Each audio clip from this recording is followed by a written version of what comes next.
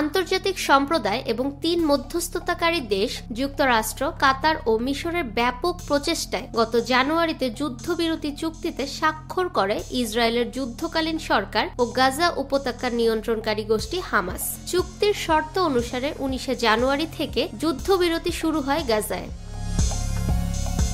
এই যুদ্ধবিরতির চুক্তির মাধ্যমে গাজায় 15 মাস ধরে চলা সামরিক অভিযানের ইতি টেনেছিল ইসরায়েল। ভয়াবহ সেই অভিযানে গাজায় নিহত হয়েছিল প্রায় 50,000 ফিলিস্তিনি। 2023 সালের অক্টোবরে ইসরায়েলে যে অতর্কিত হামলা চালিয়েছিল হামাসের যোদ্ধারা, সেই হামলার জবাব দিতে এবং হামাসের হাতে থাকা জিম্মিদের উদ্ধারে এই অভিযান শুরু করেছিল ইসরায়েল। যে চুক্তির ভিত্তিতে 19 জানুয়ারি যুদ্ধবিরতি শুরু হয়েছিল সেটি 3 পর্বে বিভক্ত।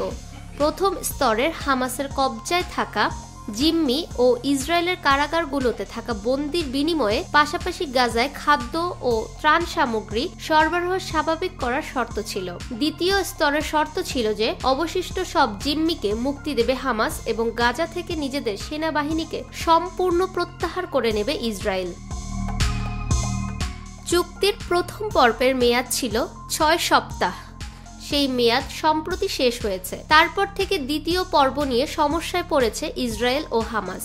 কারণ হামাস চাইছে গাজা উপত্যকা থেকে ইসরায়েলি সেনাদের সম্পূর্ণ প্রত্যাহার, অন্যদিকে ইসরায়েলের আশঙ্কা গাজা থেকে সেনাদের সম্পূর্ণ প্রত্যাহার করে নিয়ে অদূর ভবিষ্যতে নিজেদের সংগঠিত করে ফের হামলা চালাবে ইসরায়েল। এই নিয়ে দুপক্ষের টানাপোড়েনের মধ্যেই সোমবার রাতে গাজায় ফের সামরিক অভিযান শুরু করেছে ইসরায়েলি বাহিনী। এ অভিযানে ইতিমধ্যে নিহত হয়েছেন প্রায় 350 ফিলিস্তিনি। ফাহমিদা বিনতে আনোয়ার, নিরপেক্ষ নিউজ ডেস্ক, ঢাকা।